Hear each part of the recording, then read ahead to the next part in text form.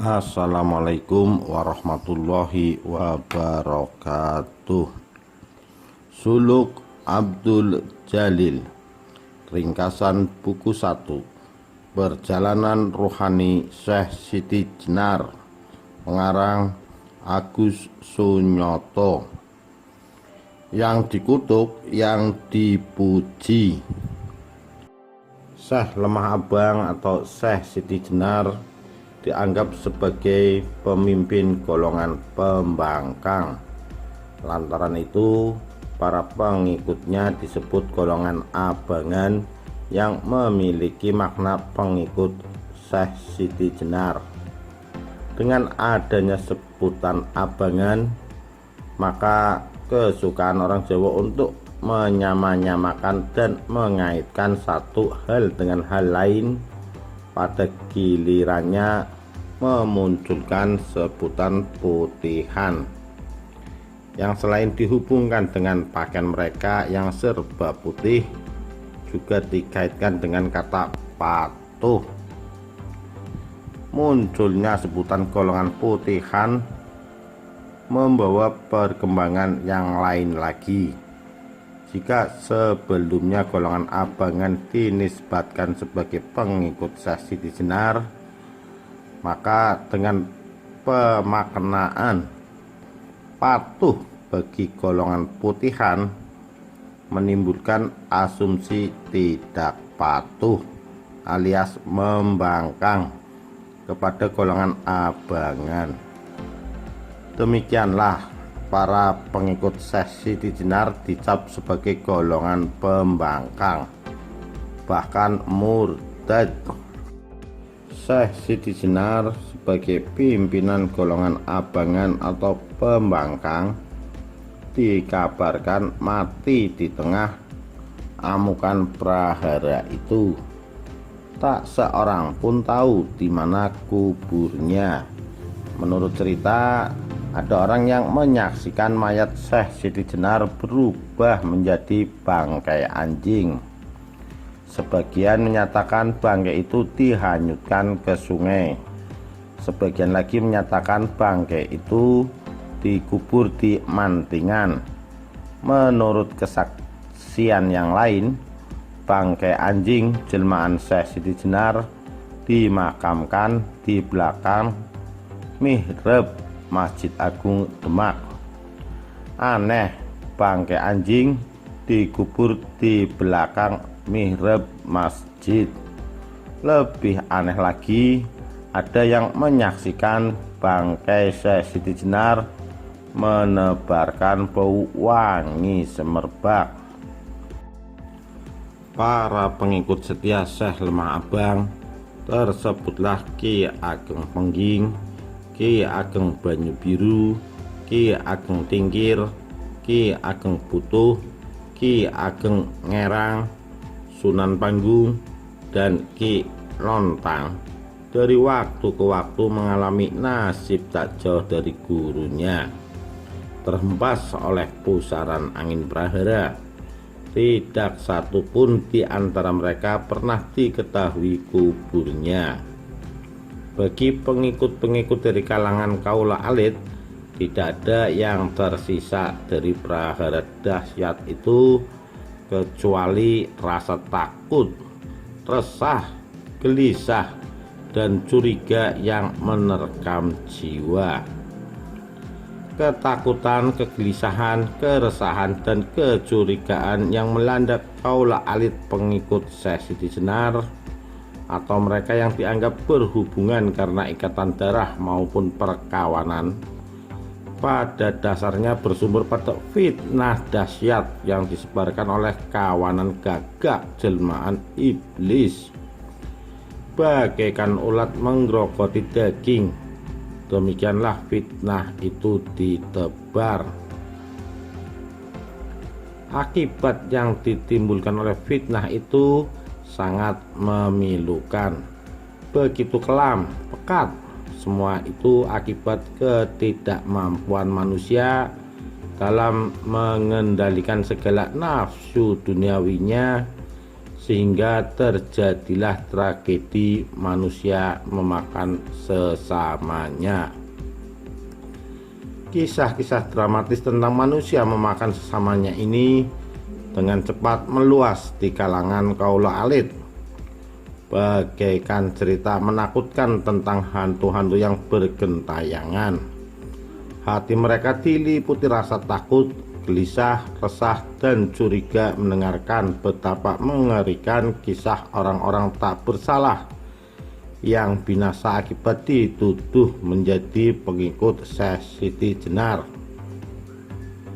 Ada kisah tentang orang-orang kaya yang binasa dan hartanya dijadikan jarahan.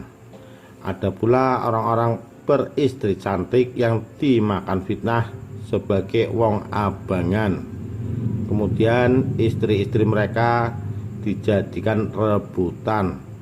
Atau tentang Nayaka Praja yang kehilangan jabatan akibat fitnah dari kawan-kawan yang mengincar kedudukan mereka.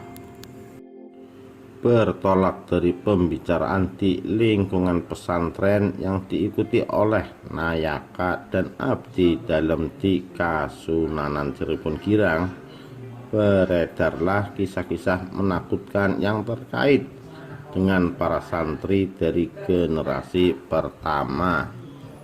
Di antara cerita-cerita yang simpang siur itu, hampir semuanya terpusat pada satu tokoh utama bernama Syekh Datuk Abdul Jalil, yang juga disebut Syekh Siti Jenar alias Syekh Lemah Abang.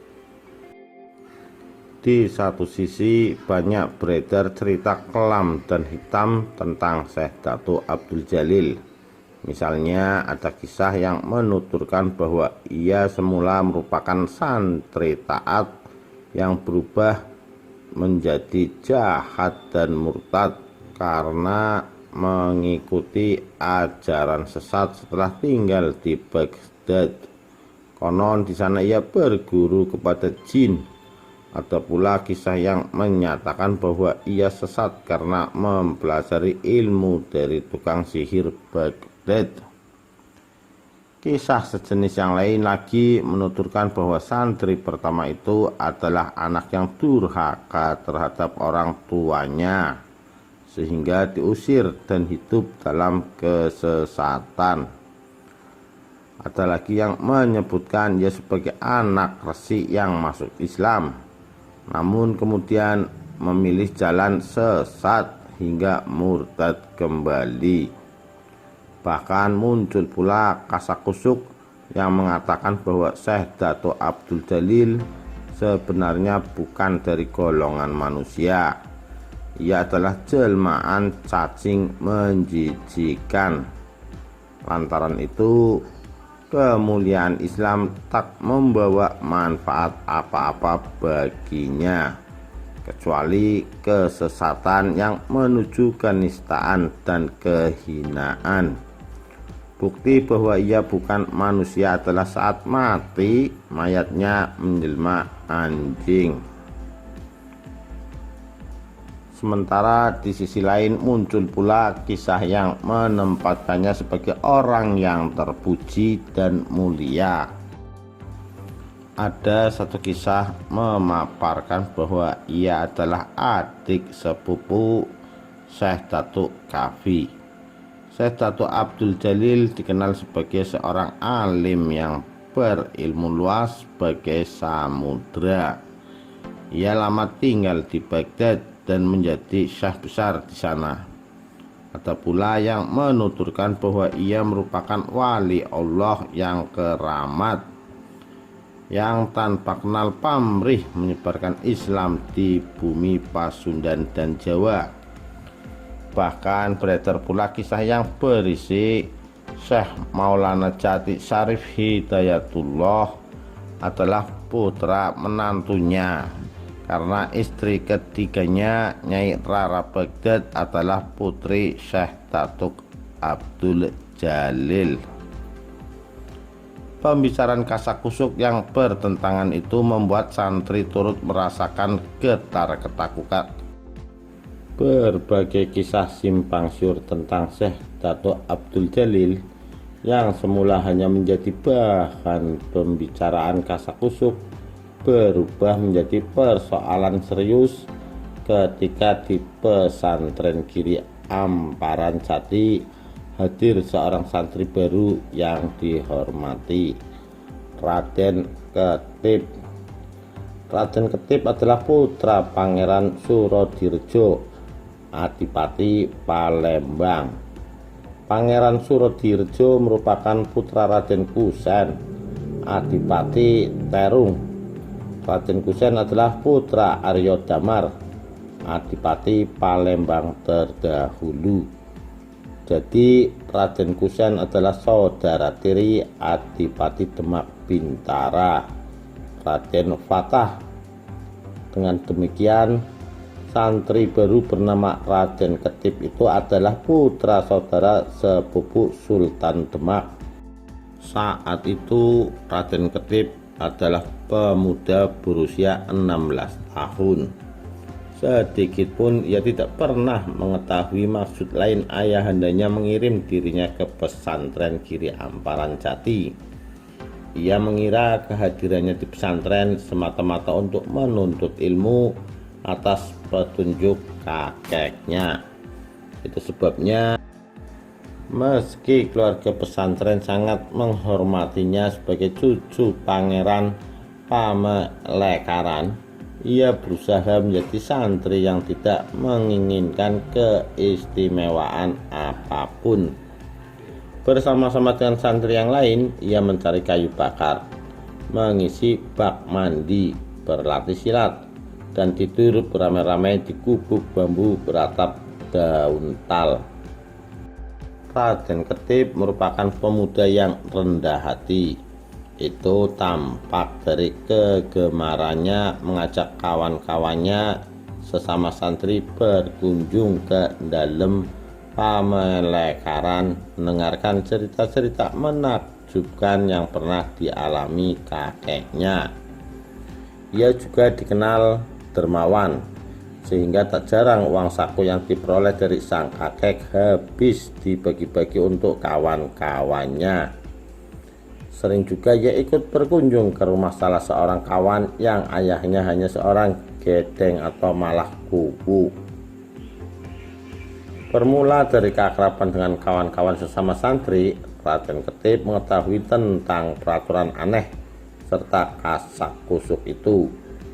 Ia tidak pernah menduga bahwa cerita yang pernah ia dengar tentang Syekh Siti Jenar yang dianggap sesat dan murtad dari guru mengajinya itu ternyata berasal dari pesantren tempat ia menuntut ilmu. Namun berbeda dengan kisah-kisah yang pernah ia dengar selama di Palembang. Ternyata di Giri Amparan Jati ada beberapa kisah yang menggambarkan Syekh Murtad itu sebagai orang yang terpuji dan mulia. Bahkan yang membuat keningnya berkerut adalah bisik-bisik yang menyatakan bahwa istri Syekh Maulana Jati adalah putri Syekh Siti Jenar. Kesimpang siuran itu menumbuhkan rasa ingin tahu Raden Ketip. Cerita-cerita itu begitu menakjubkan. Ia sangat ingin menyingkap kabut yang menyelimuti kehidupan santri Giri Amparan Jati generasi pertama itu. Benarkah Syekh Dato' Abdul Jalil sesat dan murtad? Benarkah dia berguru kepada tukang sihir Baghdad? Benarkah dia anak durhaka? Benarkah dia bukan manusia, melainkan seekor cacing tanpa ayah dan ibu? Benarkah dia ayahanda Nyi Rara Baghdad? Benarkah dia adik sepupu Syekh Datuk Kafi, Sunan Jati Purba, pendiri pesantren Giri Amparan Jati? Benarkah dia wali Allah yang menyebarkan Islam tanpa pamrih di Nagari Galuh, Kereta Bumi, Sumedang Larang, Sadawarna, Subang, Luragung, Bantar Kawung, Demak, Majenang, Pasir, Mataram, hingga Pengging. Tanpa terasa telah 3 tahun Raden Ketip tinggal sebagai santri di Giri Amparan Jati. Tak terasa pula usia Raden Ketip sudah hampir 20 tahun. Suatu hal yang tak pernah diduga Raden Ketip, ternyata kakeknya pernah bertemu Syekh Dato' Abdul Jalil meski sangat singkat. Dia memanggil aku dengan sebutan paman karena dia putra angkat Ki Danusela, putra Eyang Prabu Kertawijaya. Dia mengira aku adalah adik dari Rakanda Raden Patah.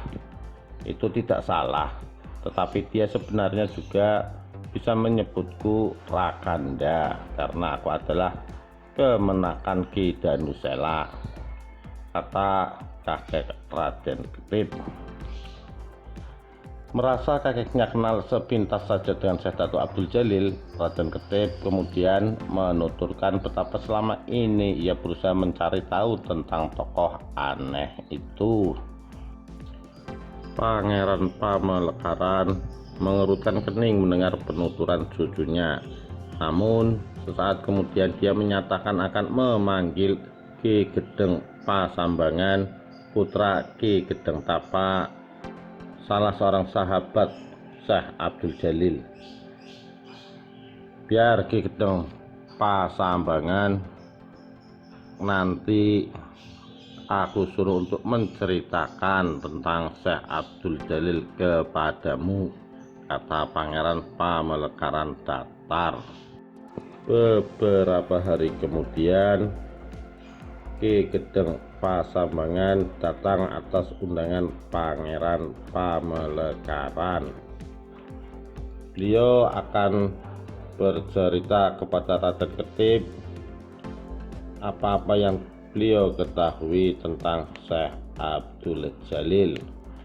Dia bercerita berdasarkan kesaksian pribadi, penuturan Syekh Datuk Abdul Jalil, fatwa dan kisah dari Syekh Datuk Kafi, cerita dari kawan-kawannya sesama santri, penuturan kakeknya Ki Gedeng Tapa, dan cerita dari Haji Abdullah Iman, yakni Pangeran Walangsungsang Cakrabuana, kepala negari Cirebon, yang tak lain adalah saudara sepupunya. Berdasarkan cerita-cerita itu, Ki Gedeng Pasambangan menuturkan kisah kehidupan Syekh Datuk Abdul Jalil secara luas dan mendalam sejak awal kelahiran, pengembaraan, silsilah keluarga, pandangan-pandangan, ajaran-ajaran, hingga masa memilukan saat ia terhempas angin prahara fitnah yang mengerikan. Nama sebenarnya Syekh Dato' Abdul Jalil adalah San Ali. San Ali dikirim untuk belajar ilmu agama Islam ke Padepokan Giri Amparan Jati pada usia 5 tahun. Selama menuntut ilmu di Padepokan Giri Amparan, San Ali dikenal juga piawai dalam pencak silat, olah kanuragan, dan menyanyikan tembang-tembang pepujian. Bahkan ia sering terlibat perdebatan dengan guru agungnya tentang berbagai masalah, terutama dalam pelajaran mantik dan ilmu kalam. Sementara dalam hal tauhid dan olah batiniah, keduanya seperti memiliki kesamaan cita rasa. Boleh jadi lantaran itu ia sering terlihat mengikuti Syekh Datuk Kafi melakukan iktikaf untuk mengamalkan aurat dengan mengerjakan zikrullah, tafakur, ta'amul, dan tahannud. Seiring dengan perubahan waktu yang mengantarnya ke dalam kedewasaan, terjadi perubahan sikap dan perilaku San Ali.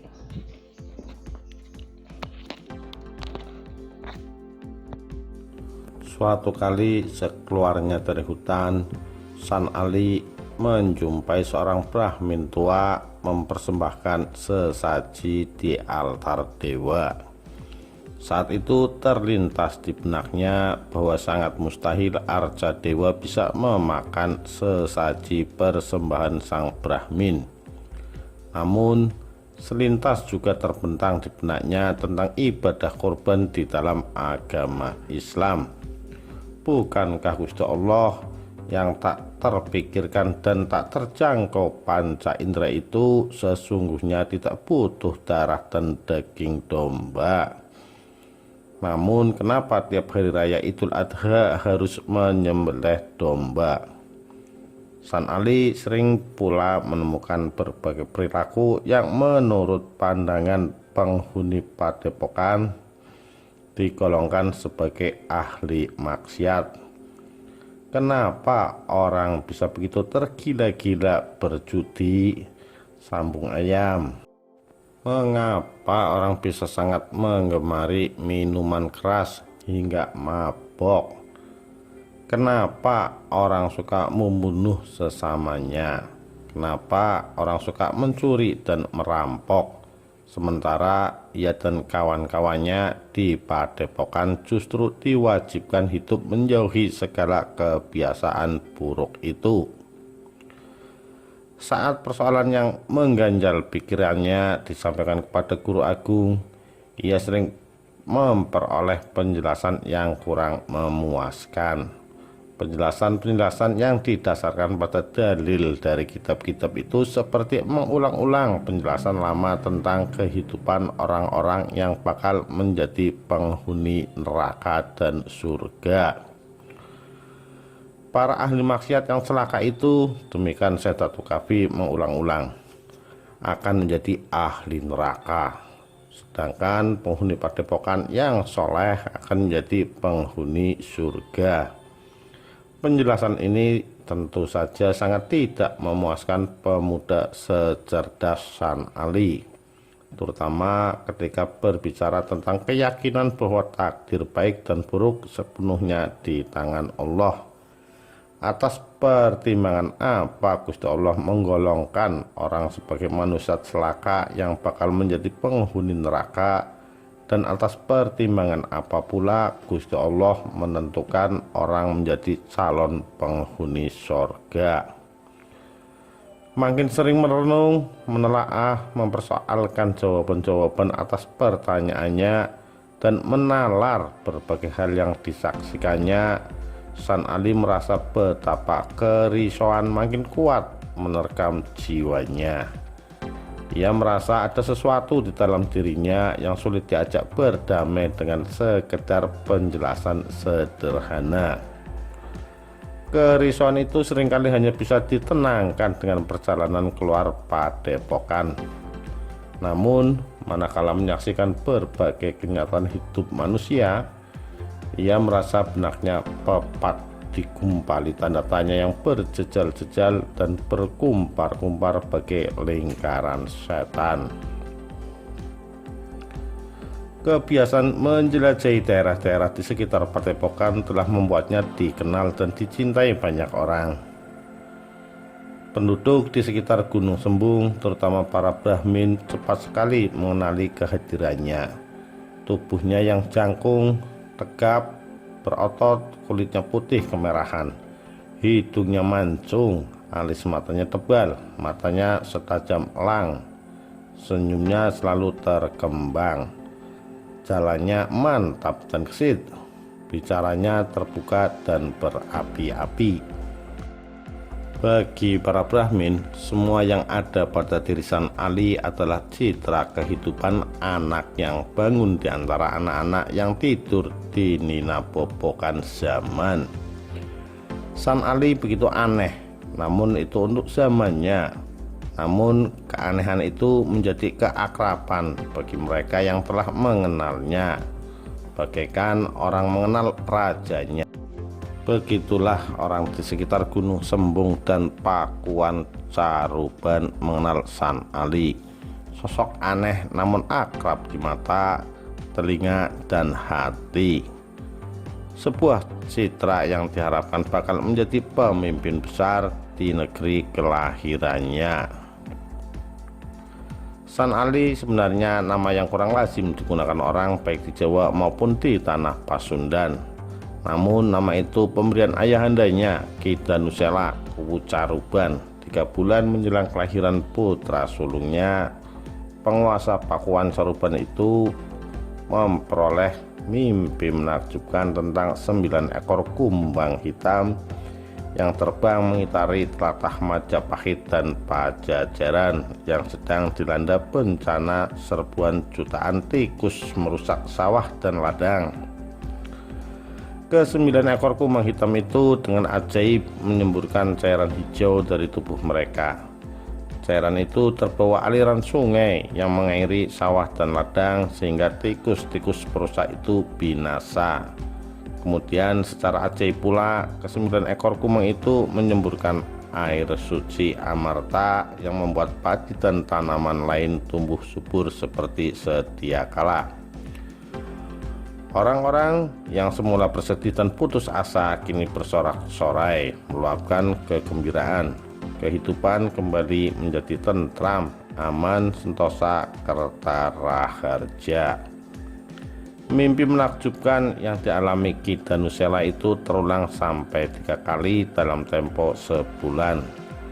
Lantaran pengaruh impian itu sangat kuat mencekam jiwanya, maka dia berjanji jika anak pertamanya lahir laki-laki akan dinamakan San Ali, yang dalam bahasa Jawa kuno berarti 9 ekor kumbang hitam. Ki Danusela berharap putranya kelak dapat menjadi salah satu dari ke-9 kumbang yang menyemburkan amarta, yang membawa kesuburan dan kemakmuran bagi negerinya. Itulah nama San Ali benar-benar diberikan ketika bayi laki-laki itu lahir ke dunia. Sebagai tanda sukacita dan gantungan harapannya kepada bayi San Ali, Ki Danusela menyelenggarakan pesta besar selama 3 hari 3 malam. Kepada tamu undangan dia menyatakan bahwa putra sulungnya itu kelak akan menjadi penggantinya sebagai Kuwu Caruban. Kuwu Caruban adalah jabatan yang sangat penting di antara kuwu-kuwu yang ada di bawah kekuasaan Kerajaan Galuh, karena Pakuan Caruban berkembang lebih pesat dibanding pakuan lain. Bahkan pada perkembangan selanjutnya, Pakuan Caruban terdiri atas beberapa pakuan yang tergabung di bawah kekuasaan Ki Danusela. Meski wilayah teritorial Kuwu Caruban sudah hampir menyamai wilayah nagari, Ki Danusela yang rendah hati itu tetap menyebut dirinya sebagai kuwu. Wilayah kekuasaannya tetap dia namakan Pakuan. San Ali yang kelak menggantikan ayahandanya akan memiliki kekuasaan penting di wilayah Galuh. Sebenarnya di balik kemuliaan yang dilimpahkan kepada bayi San Ali, tak banyak yang tahu bahwa Ki Danusela bukanlah ayahanda kandung dari bayi yang diakui sebagai putra sulung itu. Menurut cerita kalangan dalam Pakuan, ayahanda kandung bayi San Ali adalah seorang ulama asal Malaka yang masih tergolong bangsawan kerajaan. Namanya Syekh Datuk Soleh, peranakan Melayu Gujarat. Ibundanya perempuan Melayu. Menurut cerita, saat Sultan Muzaffar Shah naik ke tangga kekuasaan Kesultanan Malaka menggantikan saudaranya yang terbunuh, terjadi perselisihan antar pejabat-pejabat keturunan Tamil yang dipimpin Tuan Ali dan bangsawan-bangsawan Melayu yang dipimpin Seri Wakaraja I. Ibunda Sultan Muzaffar Shah sendiri adalah keturunan Tamil dan sesaudara dengan Tun Ali. Golongan Tamil yang dipimpin Tun Ali menang sedangkan bangsawan-bangsawan Melayu tersingkir dari lingkaran kekuasaan. Di antara bangsawan-bangsawan Melayu yang tersingkir itu tersebutlah nama Syekh Datuk Sholeh. Kepergian Syekh Datuk Sholeh meninggalkan Malaka dilatari usaha penyelamatan diri. Tun Ali merancang persekongkolan politik sehingga sejumlah pejabat Melayu tewas terbunuh, termasuk Seri Wak Raja II, putra Seri Wak Raja I. Demikianlah Syekh Datuk Sholeh diikuti istrinya yang hamil muda meninggalkan Malaka untuk berniaga sambil mendakwahkan agama. Tempat awal yang didatangi Syekh Datuk Sholeh adalah pelabuhan Palembang. Namun ia tidak dapat tinggal lama di daerah itu sebab banyak saudagar Tamil berniaga di sana. Ia bertolak dari satu pelabuhan ke pelabuhan lain hingga tiba di pelabuhan Dermayu, Indramayu, Caruban yang termasuk wilayah Kerajaan Galuh. Di Bandara Dermayu itulah Syekh Datuk Sholeh tinggal dan berdagang sambil menyiarkan agama Islam. Tempat itu menurutnya dianggap tepat karena tidak seorang pun saudagar Tamil dijumpainya di sana. Syekh Datuk Sholeh dengan cepat menjalin keakraban dengan penduduk Bandar Dermayu yang umumnya terdiri atas orang-orang Cina Muslim, Melayu Muslim, Melayu Bengali, Jawa, dan Sunda yang masih beragama Hindu-Buddha. Sebagai saudagar sekaligus penyiar agama Islam, Syekh Datuk Sholeh dikenal pandai, lurus hati, dermawan, santun, dan pintar bergaul. Ia disukai orang-orang.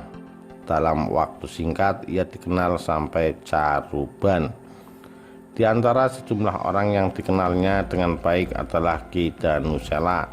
Meski Ki Danusela beragama Hindu-Buddha, hubungan mereka sangat akrab.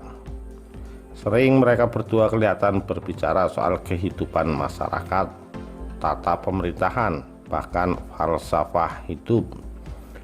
Hubungan Syekh Datuk Sholeh dan Ki Danusela berlanjut ke jalinan kekeluargaan. Saat kemenakan Syekh Datuk Sholeh yang bernama Syekh Datuk Kafi menyusul ke Caruban, Ki Danusela sangat tertarik dan bersimpati dengan kecerdasannya, keluasan ilmu, kebijaksanaan, dan kesantunannya. Berangkat dari ketertarikan dan rasa simpati itulah Ki Danusela kemudian menikahkannya dengan adik ipar perempuannya yang bernama Nyi Rara Anjung. Dengan demikian Syekh Datuk Kafi dan Syekh Datuk Sholeh secara langsung telah masuk ke dalam lingkungan keluarga Kuwu Caruban. Ki Danusela adalah keturunan Prabu Kertawijaya, Maharaja Majapahit. Dia menikahi Ratu Inten Dewi, putri Prabu Surawisesa, Ratu Sanghyang Ratu Aji Dipakuan, keturunan Sri Maharaja Linggabuana Wisesa, Maharaja Pajajaran yang gugur dalam peristiwa Bubat oleh Prabu Surawisesa. Mertuanya Ki Danusela diangkat sebagai Kuwu di Caruban dengan tugas utama mengabdi pada Kerajaan Galuh yang merupakan bawahan dari Kerajaan Pajajaran. Dalam menjalankan tugas sebagai Kuwu, Ki Danusela dibantu seorang pengraksa bumi, pejabat yang mengurusi pertanian dan perikanan, beragama Islam, bernama Ki Samadullah. Ki Samadullah yang memiliki nama asli Raden Walangsungsang masih keturunan langsung Raja Galuh. Ayahandanya adalah Raden Pemanah Rasa Jaya Dewata, putra Raja Galuh Prabu Dewaniskala yang menjadi Maharaja Pakuan Pajajaran bergelar Sri Baduga Maharaja. Ibundanya bernama Nyi Subanglarang, putri Ki Gedeng Tapa, Mangkubumi Singhapura, yang tidak lain tidak bukan adalah adik Prabu Anggalarang.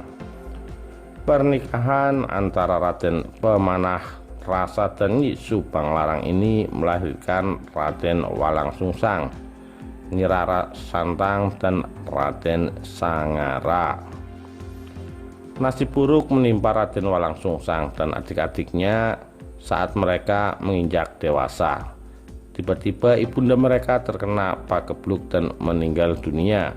Raden Walang Sungsang dan adik-adiknya kemudian meninggalkan Istana Galuh, menetap di rumah seorang pengikut Buddha bernama Ki Gedeng Danuwarsih.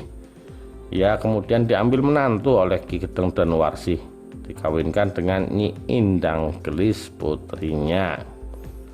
Melalui Ki Gedeng Danuwarsih, yang tidak lain tidak bukan adalah saudara Ki Danusela, Raden Walang Sungsang bekerja di Pakuan Caruban. Ia bahkan diberi kepercayaan besar menduduki jabatan pengrasa bumi menggantikan Ki Danusela. Melalui Raden Walang Sungsang inilah Ki Danusela mengetahui perkembangan kerajaan Galuh, bahwa kesetiaan kerajaan itu terhadap Pajajaran masih sangat kuat. Melalui Raden Walang Sungsang juga Ki Danusela mengetahui perkembangan agama Islam di pesisir utara Jawa, terutama di Dermayu. Selama menjabat sebagai pengeraksa bumi, Raden Walang Sungsang berkenalan dengan Syekh Datuk Soleh dan Syekh Datuk Kafi. Ia kemudian berguru agama Islam kepada Syekh Datuk Kafi. Setelah mengetahui keluasan ilmu gurunya, ia memohon agar Syekh Datuk Kafi membuka sebuah padepokan untuk mendidik masyarakat. Atas upaya Raden Walang Sungsang, kakeknya Ki Gendeng Tapa memberikan sebidang tanah di lereng Gunung Sembung kepada Syekh Datuk Kafi sebagai sima atau perdikan yang bebas pajak. Di tanah itulah Syekh Datuk Kafi membangun padepokan yang kemudian dikenal dengan nama Giri Amparan Jati, gunung tempat menggelar kebenaran. Syekh Datuk Kafi sendiri kemudian memberi nama baru untuk Raden Walang Sungsang, yakni Samadullah.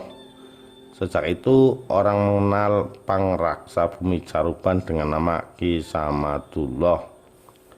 Meski berbeda agama, antara Ki Danusela dan Ki Samadullah terjalin kecocokan, terutama tentang hal-hal yang bersifat rohani. Mereka sering terlihat berdua di pendapat sepanjang malam, membahas pengalaman rohani masing-masing.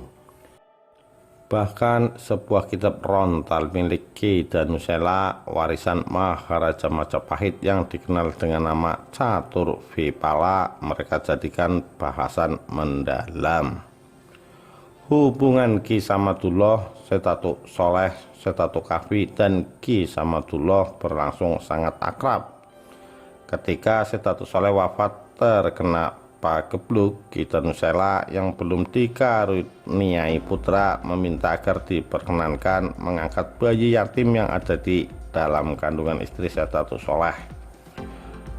Baik Syekh Datuk Kafi maupun Ki Samadullah tidak keberatan, meski mereka tahu Ki Danusela beragama Hindu-Buddha. Begitulah putra Syekh Datuk Soleh diangkat anak oleh Ki Danusela. Atas dasar mimpinya yang menakjubkan, Ki Danusela menamakan bayi itu San Ali. Merasa prihatin dengan nasib bayi San Ali, Ki Samadullah diam-diam ikut mengasuh dan mengamati perkembangannya dengan penuh kasih sayang. Apalagi Ki Samadullah juga belum dikaruniai putra. Namun belum lama San Ali merasakan pelihan kasih ibunda kandungnya. Ia harus ditinggal pergi selama-lamanya. Ketika itu usia San Ali menginjak 3 bulan. Ibundanya secara mendadak tertular pagebluk yang melanda tlatah Caruban. Lantaran peristiwa menyedihkan itu, Ki Samadullah dan istrinya menumpahkan seluruh kasih dan sayang mereka kepada bayi San Ali yang kini yatim piatu. Peristiwa menyedihkan yang menimpa San Ali berkembang menjadi fitnah keji yang membahayakan keselamatan jiwa bayi tanpa dosa itu. Beberapa saat setelah ibundanya meninggal, tersebar berita bahwa bayi berusia 3 bulan itu adalah pangkal dari malapetaka yang bakal menimpa Kuwu Caruban. Bayi itu harus disingkirkan jauh-jauh dari Pakuan sebelum malapetaka yang ditimbulkan meluas kemana-mana. Tanda bahwa bayi itu berbahaya adalah kematian kedua orang tuanya dan meluasnya pagebluk di telatah Caruban. Akibat fitnah yang sangat kuat itu, Ki Danusela sempat terpengaruh. Dia membicarakan masalah itu dengan Ki Samadullah sebelum menyampaikannya kepada Syekh Datuk Kafi. Ki Samadullah tentu saja terkejut dengan berita bersifat fitnah itu. Lantaran itu, ia dengan terpaksa mengungkapkan ramalan rahasia gurunya, Syekh Datuk Kafi, tentang kemuliaan yang bakal diraih putra Ki Danusela itu. Menurut guru saya, putra Tuan bakal menjadi seorang waliullah yang mulia sepanjang zaman. Karena itu, Tuan, saya menilai wajar jika sejak kecil ia sudah yatim piatu. Sebab Kanjeng Nabi Muhammad pun sejak kecil mengalami nasib sedemikian, ujar Ki Samadullah. Ki Danusela sangat percaya kepada Ki Samadullah dan terutama kepada adik iparnya Syekh Datuk Kafi, sehingga setiap fitnah keji yang dialamatkan kepada San Ali terhalau. Bahkan atas saran Ki Samadullah, Ki Nyi Danusela merelakan putra sulung mereka yang ketika itu berusia 5 tahun dikirim ke Padepokan Giri Amparan Jati untuk dididik ilmu pengetahuan agama. Sebulan sekali Ki Danusela bergantian dengan Ki Samadullah menyenguk San Ali, melimpahkan kasih dan sayang kepada bocah itu. Apa yang dikemukakan Ki Samadullah berkenaan dengan ramalan Syekh Datuk Kafi ternyata terbukti. Ini setidaknya terlihat betapa dalam waktu singkat San Ali sudah dikenal di Padepokan sebagai santri paling cerdas dan sangat disayang Syekh Datuk Kafi. Berbagai pelajaran agama dengan cepat diselesaikannya, menandingi santri lain. Bahkan berbagai persoalan yang diajukan San Ali kepada guru agungnya dalam setiap akhir pengembaraannya selalu menambah wawasan baru bagi warga Padepokan, terutama bagi Syekh Datuk Kafi. Warga Padepokan tidak lagi menilai warga di luar kelompok mereka, terutama yang beragama Hindu-Buddha, sebagai golongan kafir yang najis.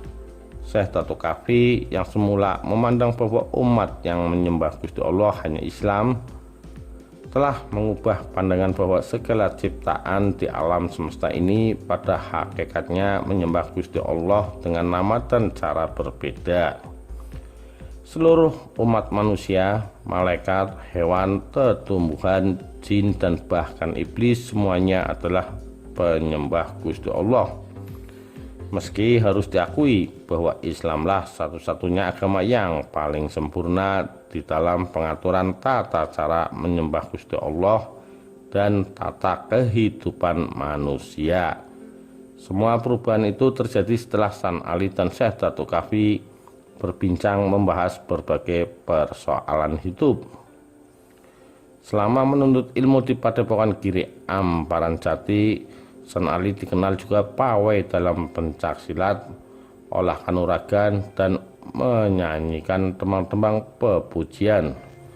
Bahkan ia sering terlibat perdebatan dengan guru agungnya.